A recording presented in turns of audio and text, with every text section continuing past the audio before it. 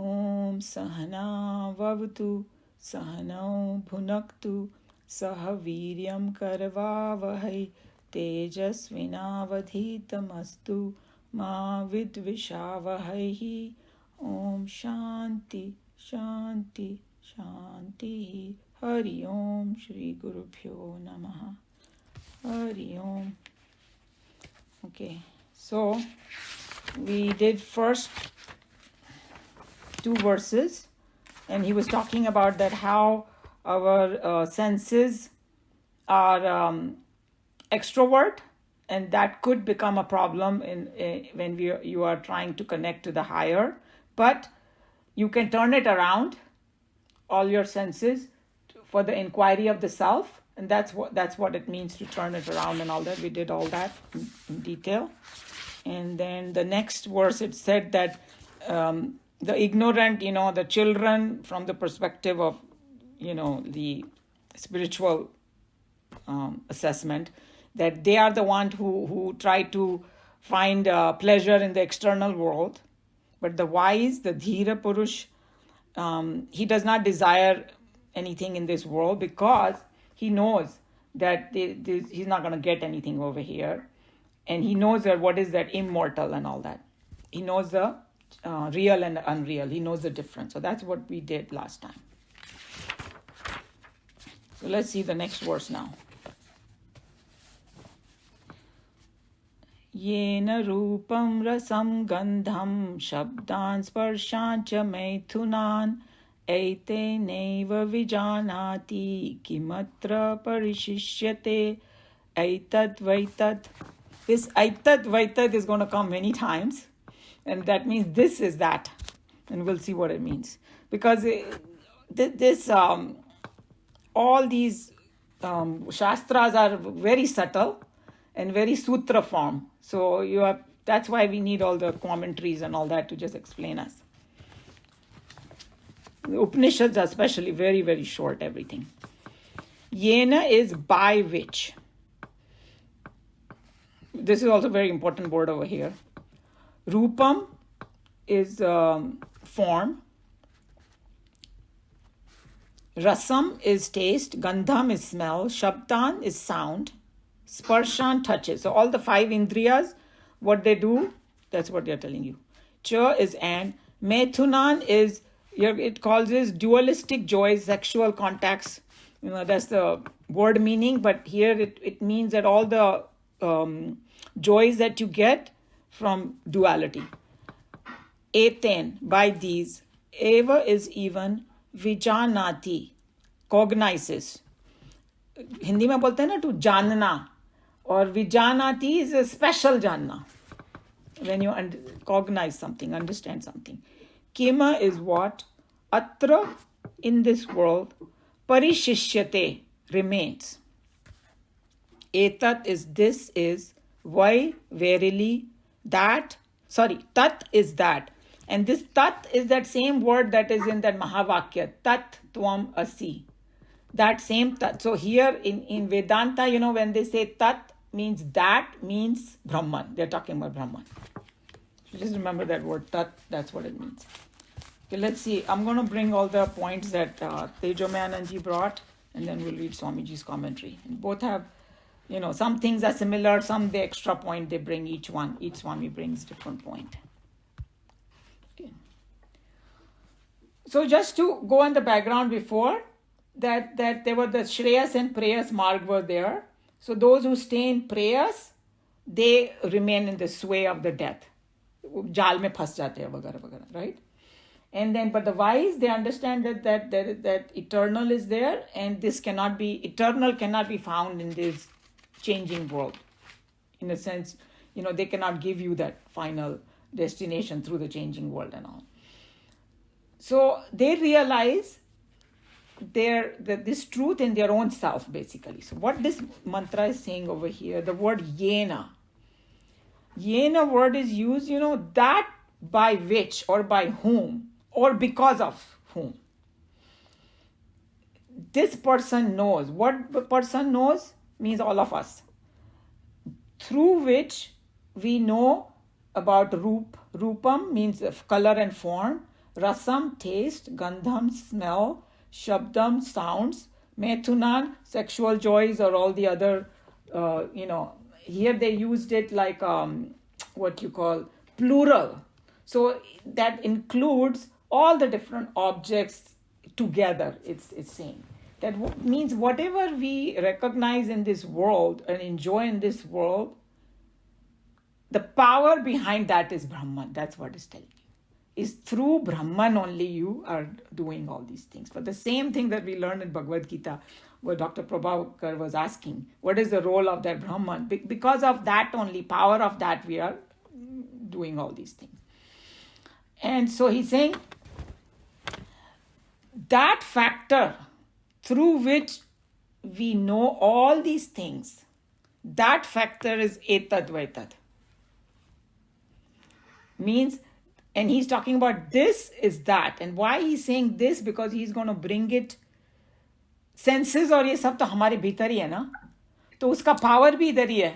Think about it. That's why he's calling it this, because it is within us only. So that is like the framework of this one. So let's see what he has to say more. Yeah, 1 second. Yeah, okay.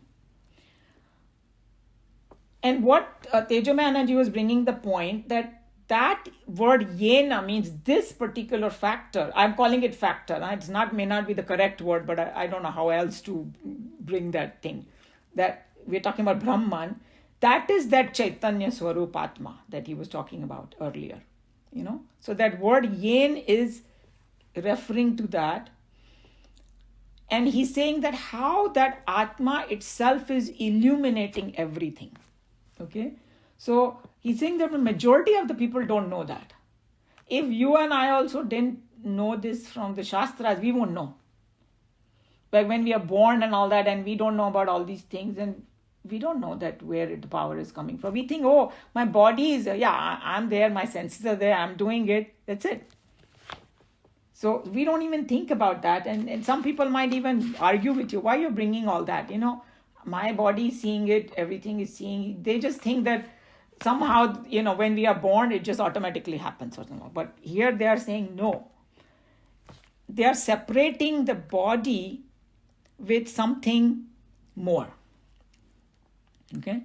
And when we go to chapter 13, we are going to see in Bhagavad Gita, Kshetra Kshetragna. And the translation is field and the knower of the field. So it's calling our body also field. But there is a knower in there. So what Tejomanaji was trying to bring a point, this is a little bit difficult, so I'll try my best. He said that our body is made up of these 5 elements, right? Prithvi, Vayu, space, and all of that we know. We have discussed it so many times. Or the other padarth outside that we see are also made up of that. It's the same. That's how we get the body from the earth, and all mixture becomes body. So they are outside also, all these things that we see. But we know there is a difference. When I'm seeing something, I have that consciousness. I'm conscious of it. Other things are not. So he's saying if they were identical, then those things also should have consciousness. So he actually was joking. He said, if you sit on the chair should say, hey, why are you sitting on me? Give me some rent. But it's not doing that. Because he's making us think that we have something more. Okay? So because of which we are able to cognize all these things. That the word over here they use, vijanati. That's where he's trying to explain this. So he's saying then, what is that thing? It's and sometimes, Chinmayananji used to call it's life. And he used to say that life word is common in our life or animal's life or even plants. When we say plant is alive or dead, right? Agar plant mein wo life nahi hai, to we call it. So we don't call it 3 different words for it, for 3 different types of life. But life is common, same. So that is what life is.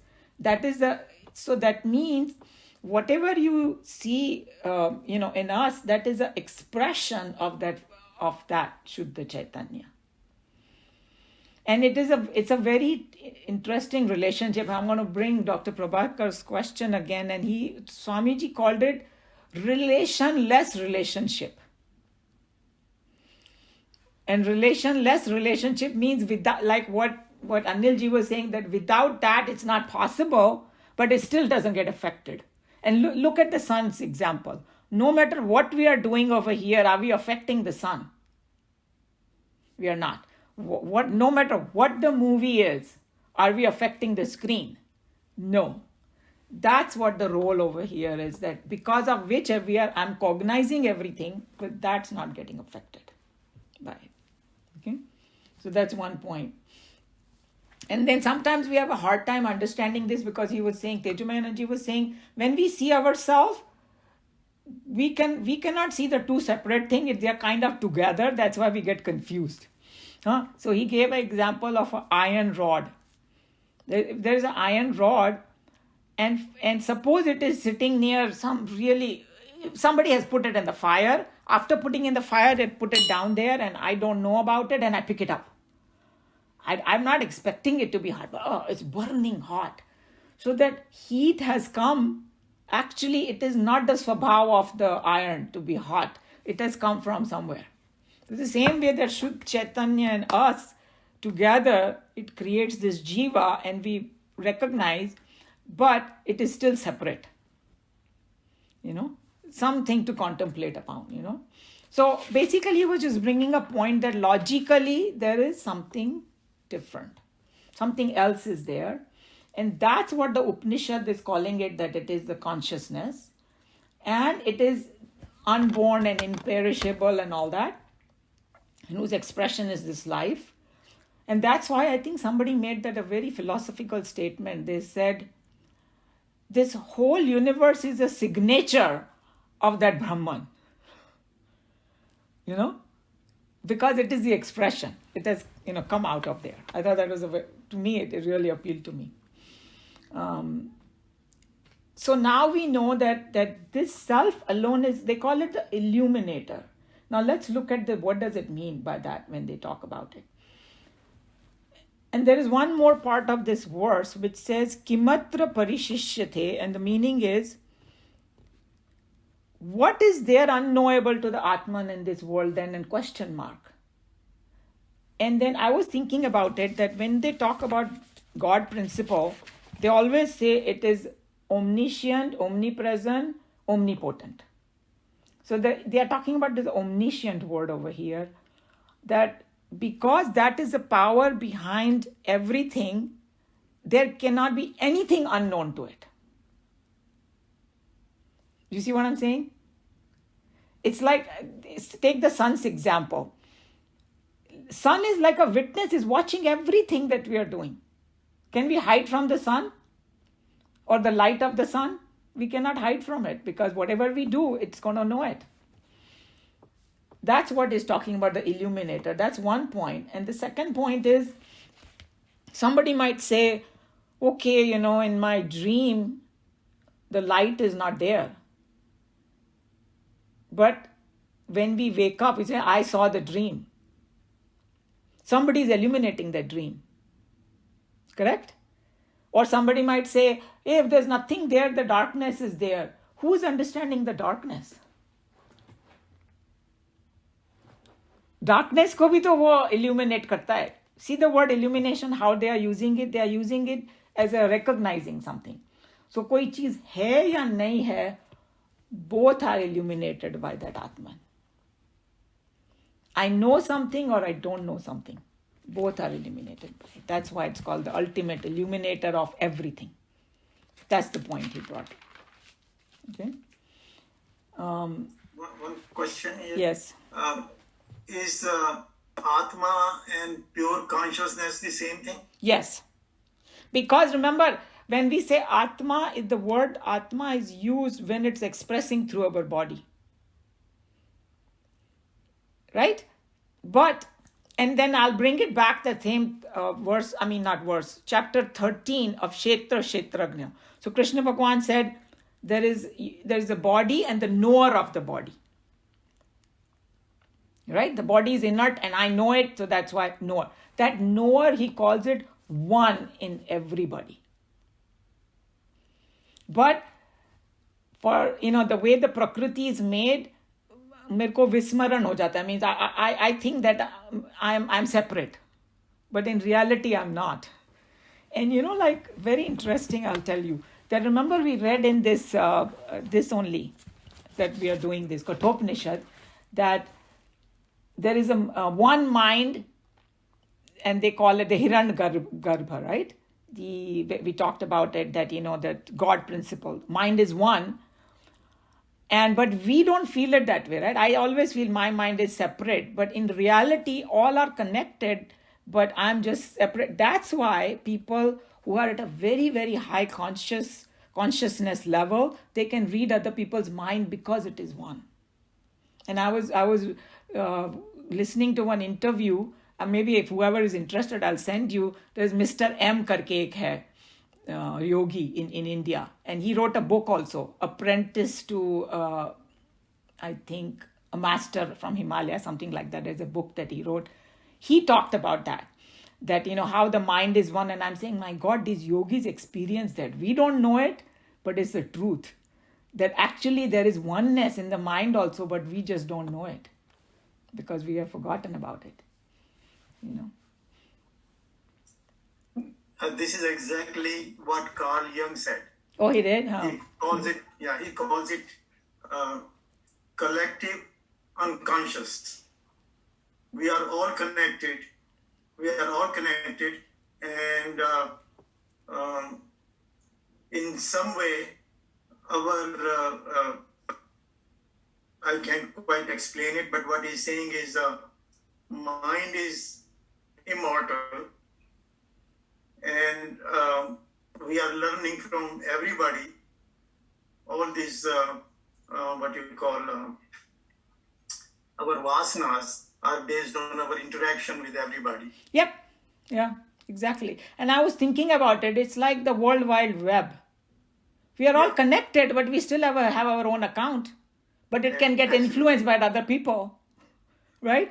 And I know it's a bad example, but other people can get into our account if they can hack it. It's a bad example. But they're hacking it all the time.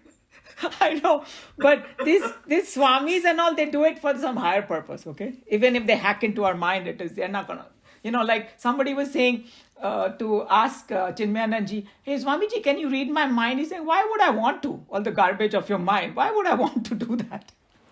So even if they can, they're not going to do it. No, they have better things to do than get into our mind. Okay. So the idea is that there is this Brahman, which is omniscient, and everything is known to it, and it is the illuminator of everything. Okay, so that's the whole idea about this. And then now he comes up to the last one, etat vaitat. That illuminator is, so this is that, because we are talking about subjectively. Within you it is there, and then that also refers to, in this particular context over here, what Nachiketa had asked, Yamraj. We cannot forget that. He asked him twice. First time he asked was the worldly kind of question. Hey, what happens after death? I've heard something remains. So I think it was Sarvapriyananji who was making that comment. He said, when he asked the first time question, it was a very general question. You don't have to be, you can be an atheist, but you will still ask that question. ये मरने के बाद मैं रहता हूँ या नहीं रहता हूँ, right? बड़ा simple. But बाद में उसका question refined हो गया completely. He asked a very, through the Vedantic perspective, because second time when he asked the same question, he asked, is there something which is beyond dharma, cause and effect, and beyond the 3 periods of time? That's how. The question is the same, but became more refined. So here when he's saying aitat vaitat, that tat is referring to this, that, hey, is there something beyond this? That was his inquiry. And then he's saying, whatever you are asking, that's the one illuminator of all your senses, and nothing is hidden from it. That's the answer he's giving in this one, okay? And then Tejomay Anandji brought some more points that factor is avyatat, means you cannot, immutable, indestructible, and it's a parampadam, it's the highest abode, and all that. And you are that, and he says that this is also almost like a mahavakya, etad vaitad is like a mahavakya, tattvam asi, same thing, that it is that. And but one thing he said that, unfortunately, what we are understanding all of this right now is still through the intellect only. But there is no choice because we are not there yet. We don't have the experience. But he's saying that's okay, even this way. But that's what, once you go in that meditation and, withdraw your mind and all, that's when you can experience it. But even if you understand intellectually, totally fine, because that's what we can do right now. And then in the next mantra, he's going to tell you what will happen once you realize this one. That's going to be the next mantra. So this one was a little bit technical, difficult, but I hope I tried my best. Anybody has any comment, question, or want to add anything?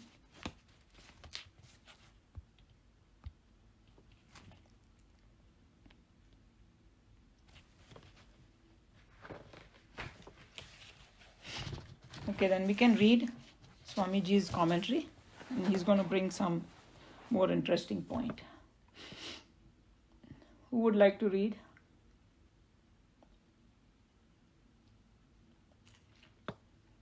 Anilji?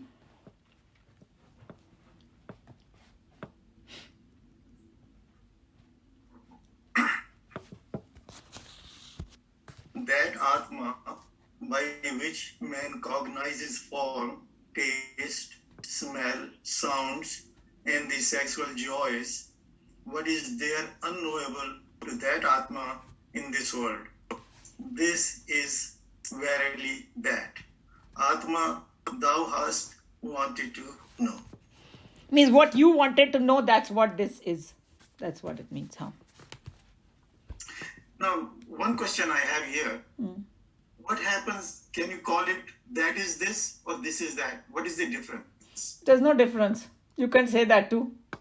That is this. That's perfect, because that Paramatma is this Atma. You can say that. It's the same. It's like we talked about the space. Space is the best example. That, space we cannot cut the space. But I still call it my house space. Or, if I have a glass, then there is a space in the glass. But actually, nobody can cut the space. But you're just saying it. Same way Atma, I'm saying, it is within me. But there is only one. That in everybody. That Kshetrajna is the same. The knower is the same. It's a subject that you have to contemplate upon. It kind of intellectually you may know, but then again you need to go a little more deeper into it. So you are absolutely right. You can say, instead of, I don't know the Sanskrit grammar and all, but English mein you can say this is that or this or that is this. Totally fine. Same. But the reason he's saying it, Anilji, because he had asked that question. Nachiketa had asked कि वो कौन सा क्या चीज है वो, तो वो कह रहा है वो जो तुम पूछ रहे हो ना वो यही है. That's what he's saying. हाँ, sorry, कौन बोल रहा था अभी कुछ? हाँ, that was it, because you relate more to this, which is within, the closer to you. Yeah. And that's why he's saying this, that this is what that is. Yeah. Because you point out to yourself first. You think of that before you think of this earlier, what is within you. So yeah. I think that's why to me, that's what it was. That this is the same as the Brahman that you're talking about. Right. That you are that. They're telling you are that. Correct. And that Brahman is that. Mm-hmm, mm-hmm. So, that's how I took it. Both of you are right. Yes. Mm-hmm. Yeah. This mantra must be quite clear to those of you who had been following clearly our discussions upon the Kathoupanishad. In fact, this mantra is a summary of the entire line of arguments raised in Kathoupanishad and the conclusions reached therein. So, whoever doesn't know about Kathoupanishad, Kena means by what? That's what it means, Kena. And there's a whole Upanishad, and it talks about the Chela is asking his guru that by what can I hear? What Shakti can I hear? By what Shakti can I see? And then the answer given is in a very mystical way in the beginning in that Upanishad. It says, ये वो चीज है जो आँख की भी आँख है और कान का भी कान है. Because and then Swamiji is going to explain in the next paragraph, that how our equipments are just equipments. They don't have the power to see. Because अगर it's a gross example, so don't take it wrong. अगर मेरी आँख है मैं उसको यहाँ पर रख दूँ टेबल पे, it cannot see. It has to be connected to my body and my body has to be alive. A dead person cannot see. So the power of seeing is something other than your eye. That the modern science may not recognize. Slowly they are recognizing it now. But for the longest time, they don't. And what was I going to say? That's why when they say when somebody dies, the faculty of the seeing, hearing and all that, it goes with them, with the Sukshma Sharir. And then the other thing, very, very good example, that everybody has experience of it. Okay? If you think that this is the only I can see, then how do we see the dream? तब तो आंखें बंद होती है हमारी. है कि नहीं? So power of seeing is something even beyond your eyes and ears and everything. There's a subtle part of it. And that subtle part of the mind that watches that faculty of seeing, hearing and all that, in that subtle form is seeing that dream. Again, a very contemplative subject that takes time to sink in. But it is also, I think it is interesting in a medical field kind of a thing. Even if you were to do the transplantation, you are transplanting only the equipment. Correct. Yes. And the actual, the power to actually determine that the function of that particular equipment is inside. Correct. You are not transplanting that. Yes. Yeah. Yeah. And you're putting that into a live body. That's why it starts seeing or hearing again or whatever. Exactly. Yes. Yeah. True. We found in the Kathoupanishad that the instrument eye in itself is not competent to cognize the external objects. If the eyes were to see of their own accord, then if I were to pluck out my eyes and place them on the table, they should be able to continue seeing things by themselves. This we know is absurd. Again, a dead man with intact eyeballs may be staring with his open eyes, but we, from our practical knowledge of life, know for certain that he can see nothing.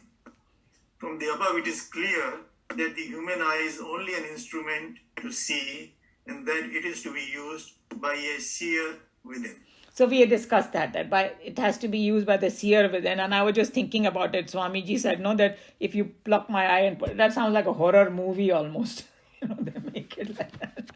But anyway, so everybody got the point that there is some power behind us, and that is actually coming from that consciousness. For a close analogy, we shall take the case of a telescope in use. A telescope by itself can observe no movement of the planets. It is the observer behind the eyepiece of the telescope who watches the heavens through the instrument. Similarly, the human organs of knowledge are only instruments through which smell, sound, taste, form, and touch impulses can be received by an intelligent entity that rules within and makes use of these 5 instruments. So I think it's a beautiful example that you take a telescope, and telescope itself is not seeing anything, but there has to be a seer behind it. At the same way, our senses are doing, there is a seer behind it, or doer, whatever you want to call it. That power within each of us, that is the seer behind our eyes, the listener behind our ears, the smeller behind the nose, the taster in the tongue, and the feeler in the skin is the soul of man, the Atma, the self. So he just opened it up more. He just talked about all senses, yes. I think this paragraph summarizes everything for this, doesn't it? Yes. This conclusion, already arrived in the Kathoupanishad, is now imitably summarized in this mantra by Lord Death when he says, "This is Atma by which man cognizes form, taste, smell, sound and sexual joy." So basically, अगर कोई computer है, उसमें से तुम battery निकाल दो, क्या होएगा? कुछ भी नहीं करेगा वो, right? Battery is, or the electricity, you can call it. Electricity is common and all. That's another very good example if you think about it. There is no such thing as, the Chinese electricity or American electricity, or electricity at the core is the same. And then it can go through millions of equipments around the world that might do all different things, but electricity is the same, and with that electric power only it can do its stuff. One more thing that I noticed later on was that when you are dreaming, the lights are off, your eyes are closed, but you see everything in your dream. There you go. So we have a proof. We have a proof. That is the light of consciousness as we are seeing in. And we did the what you call Mandukya Upanishad. That there are the 3 states that this is the experience of everybody. Deep sleep, and deep sleep maybe there's something sustaining that sleep. नहीं तो हम उठेंगे ही नहीं फिर, right? और जब उठते हैं तो हम बोलते हैं, oh, I got a good sleep. I have some idea about it because it's sustained by that consciousness.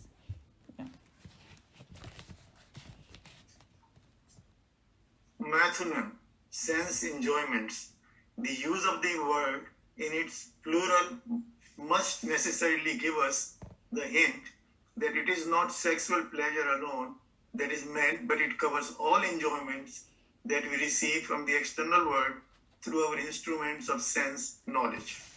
Because I told you it is in a sutra form, so when they say something, it has a deeper meaning to it, that all the enjoyments they're talking about.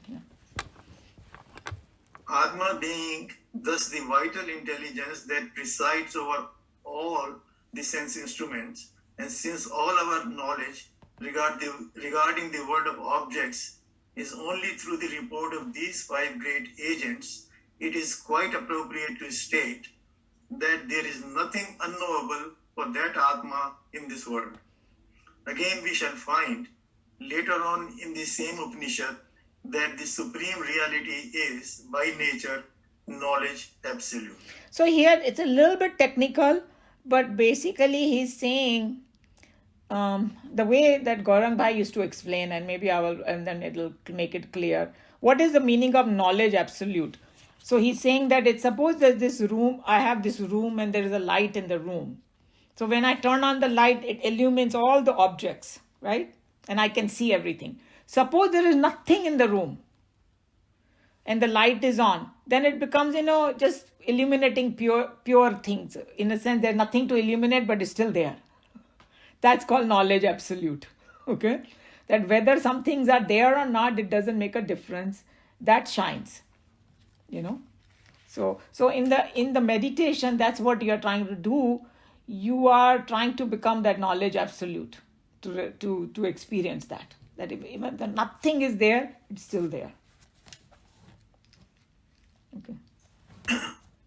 We may here conveniently remember that the eager seeker in Nachiketa reached the doors of his preceptor, Lord Death, raising a question or doubt as to what is that which is beyond dharma and adharma, beyond the cause and effect, and beyond the past and the future.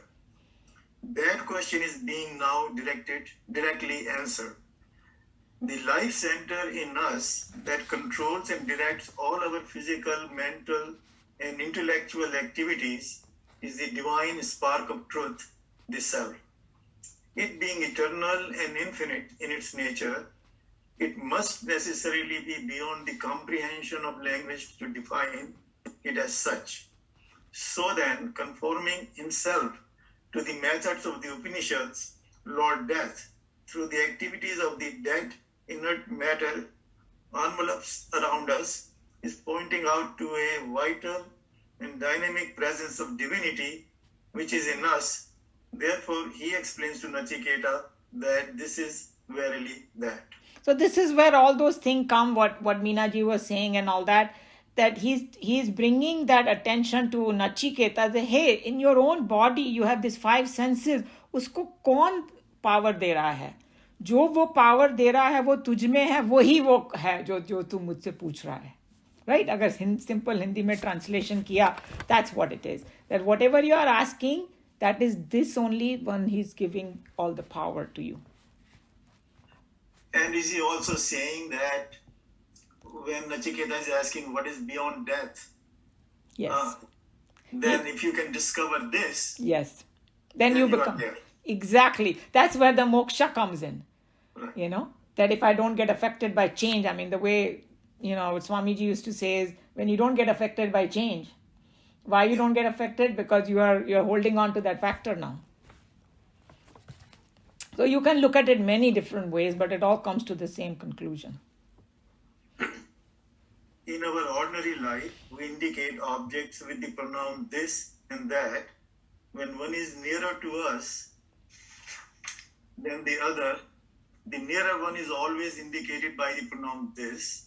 When we say that chair and this pen, it clearly shows that the chair is far away and the pen is nearer to us. Again, the pen becomes further removed from us when it is compared with our own shirt.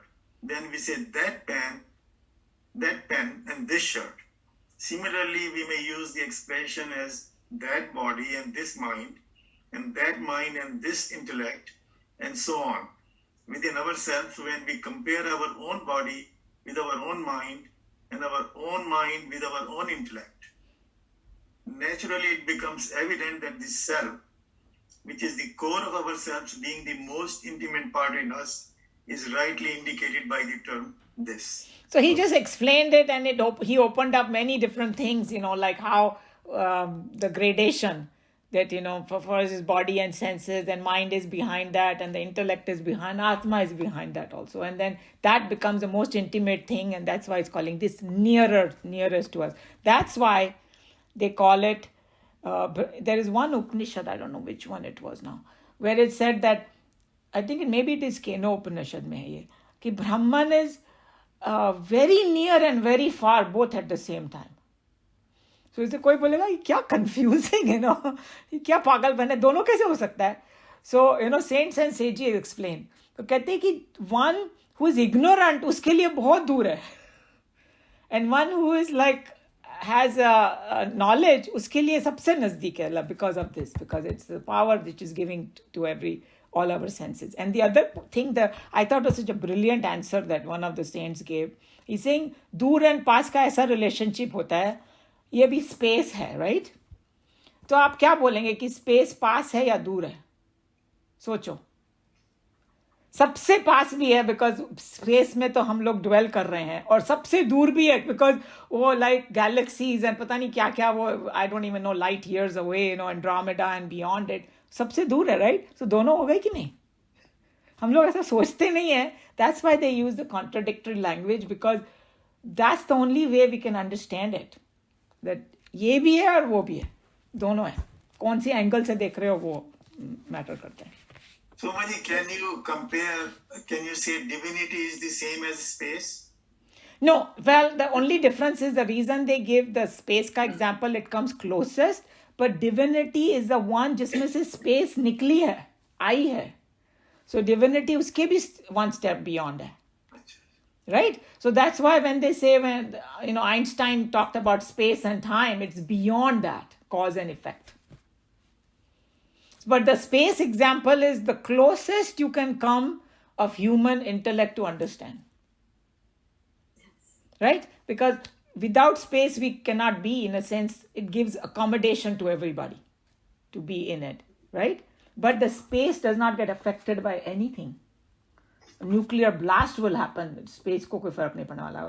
Air खराब हो सकती है for temporarily. वो भी temporarily. लेकिन space को हम काट नहीं सकते, तोड़ नहीं सकते, कुछ नहीं कर सकते. That's why space is such a powerful example to understand this concept. But what your question is, you cannot say that space is Brahman, because space Brahman se nikli hai. Yes. I just want to, for simplicity, I just want to get a clarification. Previous paragraph. The life center in us that controls, that life center itself is that. Yes. Or this. And then the Supreme Self is Brahman. But that's what, Prabhakar ji, maybe you are having a little confusion. We have a hard time thinking that Supreme Brahman is the same as this, because हम लोग को बचपन से ऐसा बताया, ओ भगवान तो कहीं और है जी. Right. Like a space only. कोई बोलेगा कि भाई ये मेरी स्पेस है, अरे ये वही है जो पूरे ब्रह्मांड में फैली हुई है. But when we do the thinking about it, then we realise अरे ये तो सेम ही है. Right. So this is that. Or this is that. Yes, it is the same. That's why a lot of time they have so many bhajans also कि कहाँ ढूंढ रहा है तू भगवान को, तेरे भीतर ही है, ये है वो है. तो कोई बोलेगा फिर तीर्थ यात्रा में जाने की क्या जरूरत है, ये करने की क्या जरूरत है. तो बोलते कि सिर्फ इसलिए जाते हैं कि भाई मेरा थोड़ा मन शांत हो जाए. अगर किसी का गंगा के किनारे होता है, there's nothing wrong with it, but ये नहीं कि गंगा के किनारे भगवान मिल जाएंगे और something. अगर तुम्हारा मन शांत नहीं है तो तुम गंगा जाओ या हिमालय में जाओ, कहीं भी. So I'm just bringing all different aspects, but that's what they're talking about. Yeah. Thank you. जो जाते हैं तपस्या करने दूर, वो इसलिए जाते हैं so that they are not disturbed. Exactly. I mean, अगर मेरे को भी कोई काम करना हो बहुत इम्पोर्टेंट, तो मेरे को अपने कमरे में बंद करके करना पड़ेगा ना. Right. सब कोई हल्ला गुला करेंगे, कोई टीवी देख रहा है, कोई खाना बना रहा है, कोई कुछ कर रहा है, तो how will I do it? That's why my husband hides in his room. In my house. He doesn't want all the disturbance around him. Sometimes even he will say, look, you are talking too loud. That also disturbs him. I don't know if he's listening or not. I see him there, but... I'm listening in. Okay. Okay. Here the Upanishad says, this is that, meaning the individual self is the supreme self. Besides this interpretation of Vedanta of the oneness of the individual self and the total self, we may here, accepting the dramatic background of the Upanishad, explain the passage as, that is the Atma thou hast wanted to know. About which even the gods are puzzled. That's what my book says. They added one more line. Mine edits there. Yeah, I think they try to, edit it and all that. So here he talks about the Vedantic interpretation of the oneness of the individual self and total self. That's what it is. And he's telling that in the dramatic background of the Upanishad, he's saying. Because even though it is like a simple thing, but it's very hard for us still, right? And that's why what Tejomayananji said was, even this we are understanding only intellectually. There is no choice right now that we are understanding, but it's okay, because that is the first step before you get the experience. And all these people who are self-realized, they have the experience, we don't. But this is the way to go. But the first step here is to purify the intellect, isn't it? Yeah, purify the intellect, that's a given, because we without purity, it's just not going to work. Yeah. And that's why, if we look at ourselves also, these are hard concepts, but with purity, it becomes we understand it better. And the other way of looking at it, if you have an impure mind, you're not going to be interested in this anyway. Right? Because anger, jealousy, frustration, वही सब घूम रहा है हमारे दिमाग में, तो इसमें interest भी नहीं आएगा. But as we go on it, we have to continuously purify mind. Bhagavad Gita says it very clearly. And then, like our teacher used to say, you need two things. You need purity of mind and clarity of knowledge. Right? that she used to always emphasize, our Darshanabin, that to be clarity in your mind about it. Because some people will hold on to some old concept that they had learned and they just won't give it up. बार बार उसी पे argue करेंगे because they just don't want to listen to anybody. Or Vedanta or a guru or whoever, So, any comment, question, anybody wants to add anything to this?